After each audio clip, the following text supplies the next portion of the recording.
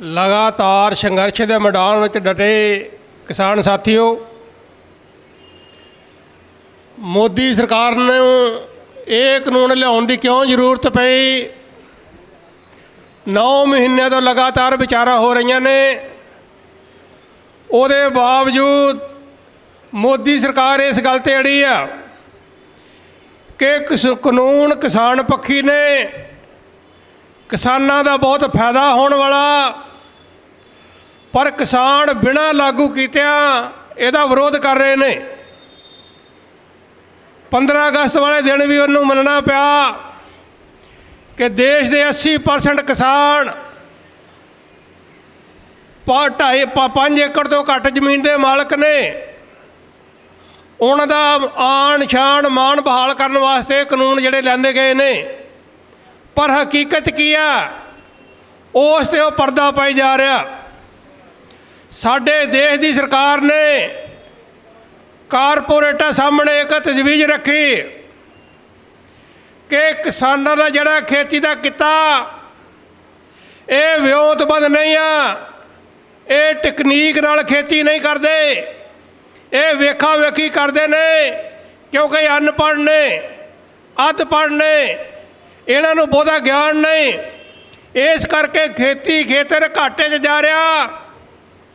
ਇਹਦੇ ਵਿੱਚ ਨਿਵੇਸ਼ ਕਰਨ ਦੀ ਜ਼ਰੂਰਤ ਹੈ, ਪੈਸਾ ਲਾਉਣ ਦੀ ਜ਼ਰੂਰਤ ਹੈ, ਇਹਦੇ ਵਿੱਚ ਸੁਧਾਰ ਕਰਨ ਦੀ ਜ਼ਰੂਰਤ ਹੈ। ਪਰ ਕਿਸਾਨ ਕਿਉਂਕਿ ਛੋਟੇ ਖੇਤਾਂ ਦਾ ਮਾਲਕ ਹੈ, ਉਹ ਵੱਡਾ ਹਿੱਸਾ ਕਰਜ਼ਾਈ ਆ, ਇਸ ਕਰਕੇ ਕਿਸਾਨ ਪੈਸਾ ਨਹੀਂ ਲਾ ਸਕਦਾ, ਸਰਕਾਰ ਕੋਲ ਪੈਸੇ ਹੈ ਨਹੀਂ। ਸੋ ਇਸ ਕਰਕੇ ਕੋਈ ਧਿਰ ਹੋਵੇ ਜਿਹੜੀ ਖੇਤੀ ਦੇ ਖੇਤਰ ਦੇ ਵਿੱਚ ਸੁਧਾਰ ਕਰੇ, ਇੱਥੇ ਪੈਸਾ ਲਾਵੇ, ਇਨਵੈਸਟਮੈਂਟ ਕਰੇ, ਉਹਦੇ ਵਿੱਚ ਸਨਅਤਕਾਰ ਅੱਗੇ ਆਏ, ਕਾਰਪੋਰੇਟ ਘਰਾਣੇ ਅੱਗੇ ਆਏ। ਉਹਨਾਂ ਨੇ ਇਹ ਸ਼ਰਤਨਾਮਾ ਰੱਖਿਆ ਕਿ ਜੇ ਸਰਕਾਰ ਇੱਥੇ ਇਨਵੈਸਟਮੈਂਟ ਨਹੀਂ ਕਰਨਾ ਚਾਹੁੰਦੀ, ਅਸੀਂ ਤਿਆਰ ਹਾਂ, ਪਰ ਸਾਡੀਆਂ ਕੁਝ ਸ਼ਰਤਾਂ ਨੇ। ਸਰਕਾਰ ਕਹਿਣ ਲੱਗੀ ਦੱਸੋ ਕੀ ਸ਼ਰਤਾਂ ਨੇ? ਉਹ ਕਹਿਣ ਲੱਗੇ ਇਹ ਜਿਹੜਾ ਸਾਰਾ ਸਿਸਟਮ ਹੈ ਖੇਤੀ ਦਾ, ਇਹ ਸਾਰਾ ਸਾਡੇ ਹਵਾਲੇ ਕਰੋ, ਪੈਦਾ ਕਰਨ ਤੋਂ ਲੈ ਕੇ ਵੇਚਣ ਤੱਕ ਖੇਤ ਸਾਰੇ ਸਾਡੇ ਹਵਾਲੇ ਕਰੋ। ਅਸੀਂ ਆਪਣੇ ਢੰਗ ਨਾਲ ਕਿੱਥੇ ਪੈਸਾ ਕਿੰਨਾ ਲਾਉਣਾ, ਕਿੱਦਾਂ ਲਾਉਣਾ, ਇਹ ਜ਼ਿੰਮੇਵਾਰੀ ਸਾਡੀ ਰਹੀ। ਸਰਕਾਰ ਕਹਿੰਦੀ ਕਿਸਾਨਾਂ ਦਾ ਕੀ ਕਰੀਏ? ਉਹ ਕਹਿਣ ਲੱਗੇ ਤੁਸੀਂ ਕਿਸਾਨਾਂ ਨੂੰ ਪੈਸੇ ਦੇ ਦਿਓ, ਜਿੰਨੇ ਮੰਗਦੇ ਨੇ ਉਹਨਾਂ ਨੇ ਮੁੱਲ ਦੇਣੀਆਂ ਮੁੱਲ ਦੇ ਦੇਣ, ਠੇਕੇ ਤੇ ਦੇਣੀਆਂ ਠੇਕੇ ਦੇ ਦੇਣ, आप पैसे लेके बाहर होण, कोई रुकावट खड़ी ना करन। ਉਹਦੇ ਵਿੱਚੋਂ ਕਾਰਪੋਰੇਟਾਂ ਨੇ ਸਰਕਾਰ ਦੇ ਅੱਗੇ ਰੱਖਿਆ ਅਸੀਂ ਇਹਦੇ ਵਿੱਚ ਪੈਸਾ ਤਾਂ ਲਾਵਾਂਗੇ ਖੇਤੀ ਵਿੱਚ, ਤੁਹਾਡਾ ਜਿਹੜਾ ਸਿਸਟਮ ਆ ਇਹ ਤੁਸੀਂ ਥਾਂ ਮੰਡੀਆਂ ਖੋਲ੍ਹੀਆਂ ਨੇ, ਇੱਥੇ ਮੰਡੀ ਦੇ ਵਿੱਚ ਲਾਇਸੈਂਸ ਲੈਣ ਲਈ ਫੀਸਾਂ ਭਰਨੀਆਂ ਪੈਂਦੀਆਂ ਨੇ। ਅਸੀਂ ਦੇਸ਼ ਦੇ ਵੱਡੇ ਘਰਾਣੇ ਆ, ਅਸੀਂ ਕਿਹੜੀ ਮੰਡੀ ਵਿੱਚ ਲਾਇਸੈਂਸ ਭਰਾਂਗੇ ਤੇ ਕਿੱਥੇ ਕਿੱਥੇ ਬੰਦੇ ਬਿਠਾਵਾਂਗੇ? ਇਹਦੇ ਵਿੱਚ ਸੋਧ ਕਰੋ, ਤੁਸੀਂ ਇਹ ਸਿਸਟਮ ਨੂੰ ਬਦਲੋ। ਸਰਕਾਰ ਕਹਿੰਦੀ ਕੀ ਕਰੀਏ? ਕਹਿੰਦੇ ਸਾਨੂੰ ਇੱਕੋ ਵਾਰੀ ਸਾਰੇ ਦੇਸ਼ 'ਚ ਖਰੀਦਣ ਦਾ ਲਾਇਸੈਂਸ ਮਿਲਣਾ ਚਾਹੀਦਾ, ਅਸੀਂ ਥਾਂ ਲਾਇਸੈਂਸ ਨਹੀਂ ਲੈ ਸਕਦੇ। ਉਹਦੇ ਵਿੱਚ ਸਰਕਾਰ ਨੇ ਸੋਧ ਕਰੀ ਕਿ ਤੁਸੀਂ ਇੱਕ ਪੈਨ ਕਾਰਡ ਬਣਾਓ, ਸਾਰੇ ਦੇਸ਼ ਵਿੱਚੋਂ ਜਿੰਨਾ ਮਰਜ਼ੀ ਜਿੱਥੋਂ ਮਰਜ਼ੀ ਅਨਾਜ ਤੁਸੀਂ ਖਰੀਦ ਲਓ। ਅਸੀਂ ਜਿਹੜਾ ਮੰਡੀ ਵਾਲਾ ਸਿਸਟਮ ਆ, ਸੂਬਾ ਸਰਕਾਰਾਂ ਦਾ ਜਿਹੜਾ ਅਧਿਕਾਰ ਹੈ ਦਾ ਭੋਗ ਪਾ ਦਿੰਦੇ ਆ।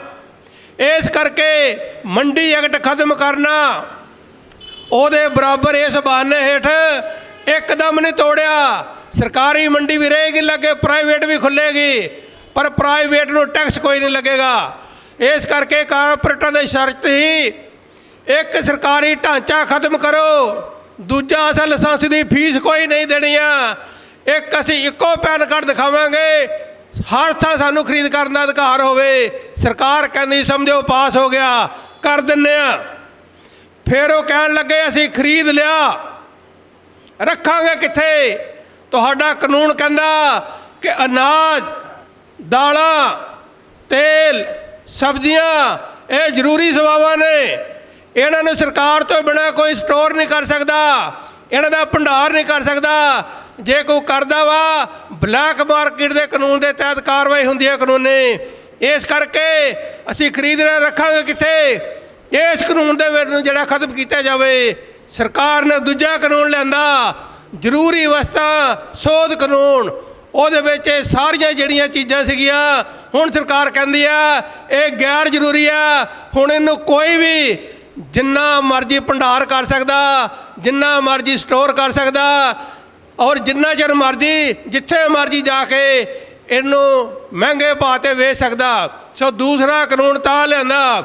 ਤੀਸਰਾ ਕਾਨੂੰਨ ਜਿਹੜਾ ਠੇਕਾ ਖੇਤੀ ਵਾਲਾ, ਕਾਰਪੋਰੇਟ ਕਹਿੰਦੇ ਕਿਸਾਨ ਵੇਖਾ ਵੇਖੀ ਖੇਤੀ ਕਰਦੇ ਨੇ, ਅਸੀਂ ਪੈਸਾ ਲਾ ਦਈਏ, ਕਿਸਾਨ ਨੇ ਪਤਾ ਨਹੀਂ ਗੰਨਾ ਬੀਜ ਦੇਣਾ, ਕਣਕ ਬੀਜ ਦੇਣੀ ਆ, ਮੱਕੀ ਬੀਜ ਦੇਣੀ ਹੈ, ਸਾਨੂੰ ਕੀ ਪਤਾ, ਅਸੀਂ ਡੀਕਦੇ ਰਹੀਏ ਕਿਸਾਨ ਉਹ ਬੀਜੇ ਹੀ ਨਾ। ਸੋ ਇਸ ਕਰਕੇ ਸਰਕਾਰ ਕਹਿੰਦੀ ਚਾਹੁੰਦੇ ਕੀ ਹੋ? ਕਹਿੰਦੇ ਜਿਹੜੇ ਹੁਣ ਕਿਸਾਨਾਂ ਦੀ ਮਰਜ਼ੀ ਆ ਆਪਣੀ ਮਰਜ਼ੀ ਨਾਲ ਫਸਲ ਬੀਜਣ ਦੀ, ਇਹ ਅਧਿਕਾਰ ਸਾਨੂੰ ਹੋਣਾ ਚਾਹੀਦਾ। ਸੋ ਇਸ ਕਰਕੇ ਤੀਜੇ ਕਾਨੂੰਨ ਦੇ ਵਿੱਚ ਸਰਕਾਰ ਕਹਿੰਦੀ ਆ ਅਸੀਂ ਇਹ ਕਰ ਦਿੰਦੇ ਹਾਂ। ਕਾਰਪੋਰੇਟ ਕਹਿੰਦੇ ਇਹ ਖੇਤੀ ਸਾਡੇ ਮੁਤਾਬਕ ਹੋਏਗੀ।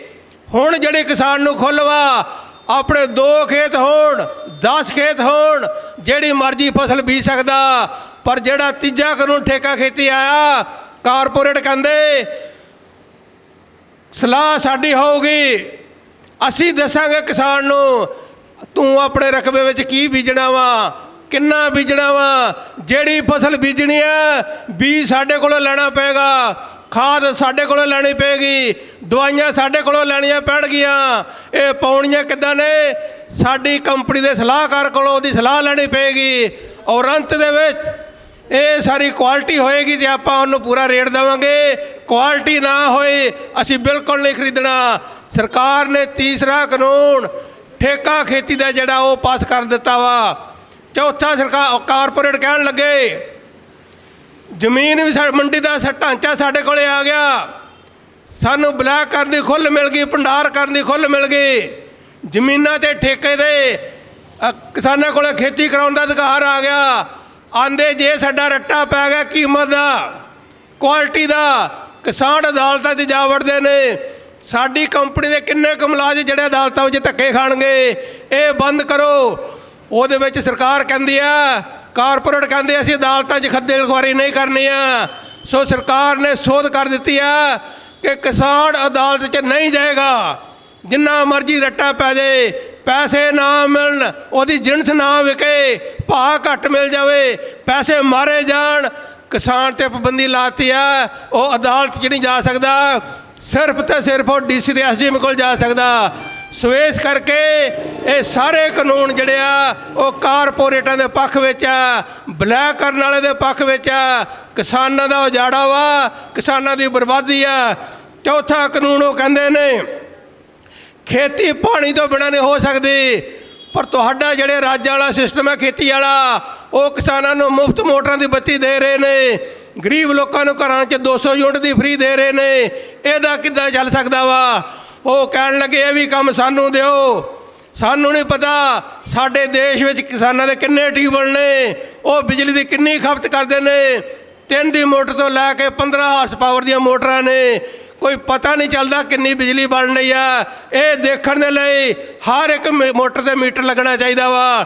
ਸਰਕਾਰ ਕਹਿੰਦੀ ਸਰਕਾਰ ਆਪਣਾ ਜਿਹੜਾ ਢਾਂਚਾ ਖਤਮ ਕਰਕੇ ਇਹ ਵੀ ਤੁਹਾਡੇ ਹਵਾਲੇ ਕਰ ਦਿੰਦੀ ਆ, ਤੁਸੀਂ ਇਹਨੂੰ ਜਿੱਦਾਂ ਮਰਜ਼ੀ ਚਲਾਓ।